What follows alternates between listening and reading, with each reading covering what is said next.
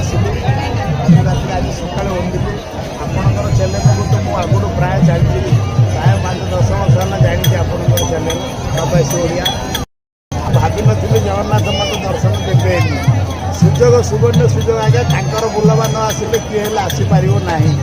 ଆମର ମାଆଙ୍କୁ ବମ୍ବେ ନେବା ପାଇଁ ମୁଁ ଆସିଲି ଜଗନ୍ନାଥ ବସିଲେ ଆଉ ମୋର ତ ଏବେ ଚାଲିଛି ଯାତ୍ରା ଚାଲିଛି, ତୁ ଆସେ ମୋତେ ଟିକେ ଦର୍ଶନ କରି ଯା। ମୁଁ ଗାଁକୁ ହେଲେ ଯାଇନି। ଆମର ବ୍ରହ୍ମପୁର ପାଖରେ ହିଞ୍ଜଳି ଗାର୍ଡ ପାଖରେ ଖଡ଼ିଗା ଆମର ଗାଁ। ମୋ ନାଁ ଭଗବାନ ପାଢ଼ୀ, ବ୍ରାହ୍ମଣ ଲୋକ ଆଜ୍ଞା। ବମ୍ବେ ରୁହନ୍ତି ଆପଣ? ବମ୍ବେରେ ଚେମ୍ବୁରରେ ରହୁଛୁ, ଆମେ ଗାର୍ମେଣ୍ଟ ମୋର ଅଛି। ଆପଣ ହେଲେ ତ ଜାଣିଥିବେ ମୋତେ, କେତେ ଥର ଆମ ପାଖକୁ ଆସିଛନ୍ତି। ଆଉ ଜଗନ୍ନାଥ ତାଙ୍କର ଆସୁଛନ୍ତି ଏ ପ୍ରଥମ? ଏ ବର୍ଷ ସବୁବେଳେ ଆସୁଛି, ରଥଯାତ୍ରାକୁ ଏ ବର୍ଷ ପ୍ରଥମ। ଆଉ ଜଗନ୍ନାଥ ଏମିତି ଆଣିବି ବୋଲି ମୁଁ ଜାଣିନି।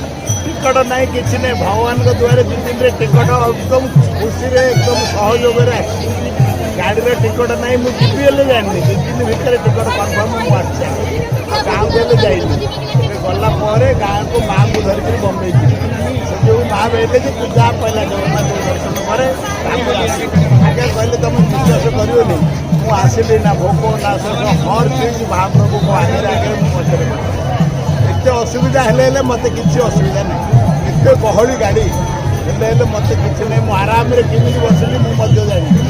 ଭଗବାନ କୃପାରୁ ନ ଲାଗିଲେ କିଏ ହେଲେ ଆସିପାରିବନି ଆଜ୍ଞା। ସବୁ ଏଇଠି ରହିଯିବ, କିଏ